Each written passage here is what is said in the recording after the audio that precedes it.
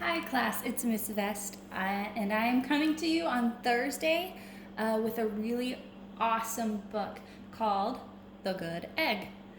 We're going to read this story together today. It's by Jory John and Pete Oswald. It's about an egg who really likes to follow the rules, and he likes to be a good egg. But some of his friends don't really think the same way that he does.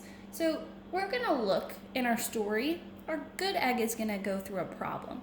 We're going to try to figure out what that problem is, and then we're also going to look very closely to see how he solves the problem with a solution. Okay, so let's read about the good egg. I love this page. It has all kinds of my favorite foods on it. A good egg.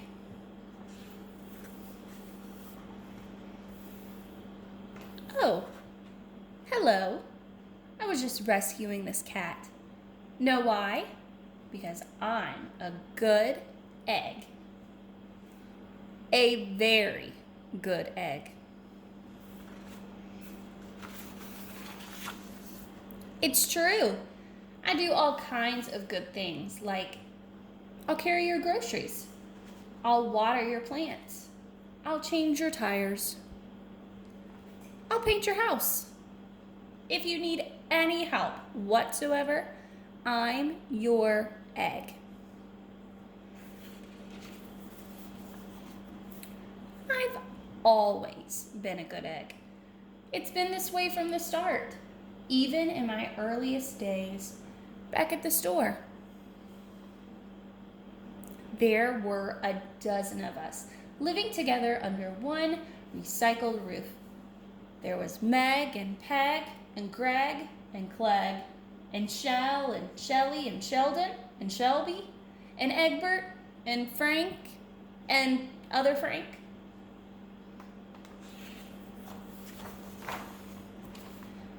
The other 11 eggs weren't on their best behavior. They weren't exactly good. They ignored their bedtime. They only ate sugary cereal. They threw tantrums. They cried for no reason. And they broke their stuff on purpose.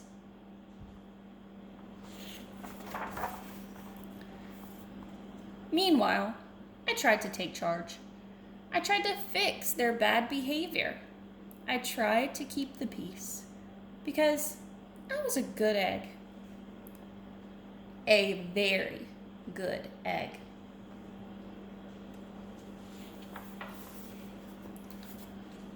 Nobody seemed to care, though.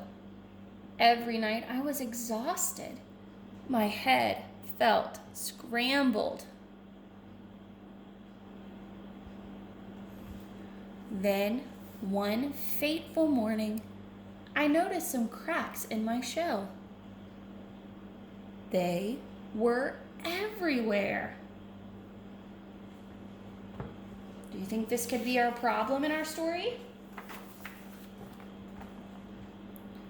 My doctor said it was from all the pressure I was putting on myself. The pressure of making sure everybody was as good as me. I was cracking up. Literally. Something had to change. I'd had enough. So, the good egg is spending so much energy and so much time trying to make sure the other eggs are being good like him. It's starting to take a toll on him. Let's see how he solves his problem. I told Meg and Peg and Greg and Clegg and Shell and Shelly and Sheldon and Shelby and Egbert and Frank and other Frank that I was leaving. I can't be the only good egg in a bad carton, I said. Blah, blah, blah, they replied. I left that night.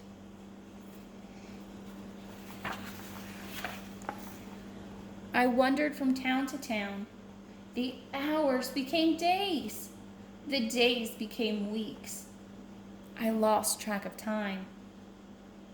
I was alone. Out there, on the road, under the stars, I really tried to focus on myself and what I needed.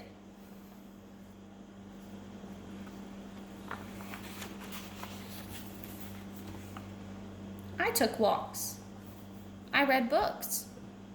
I floated in the river. I wrote in my journal. I found simple moments to be quiet. I breathed in. I breathed out. I even started painting.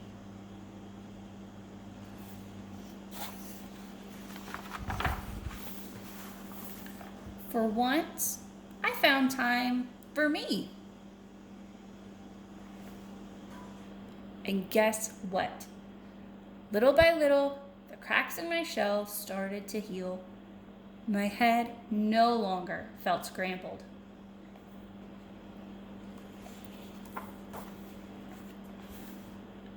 I started to feel like myself again.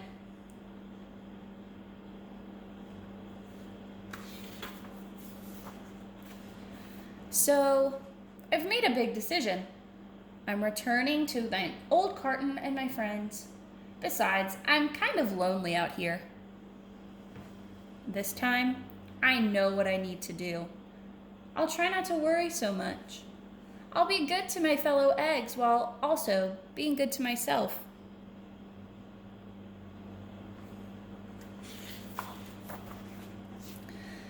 Here we go. Everybody missed me. I missed them too. Welcome home. Hello, Meg. Howdy, Peg. Hey, Greg. Greetings, Clegg.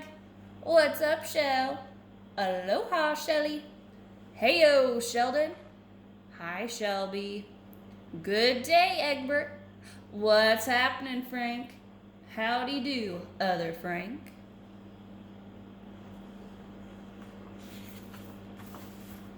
Sure. Every once in a while, somebody's still a little bit bad. But it's not like before. Here's what I realized. The other eggs aren't perfect, and I don't have to be either. I'm okay with that.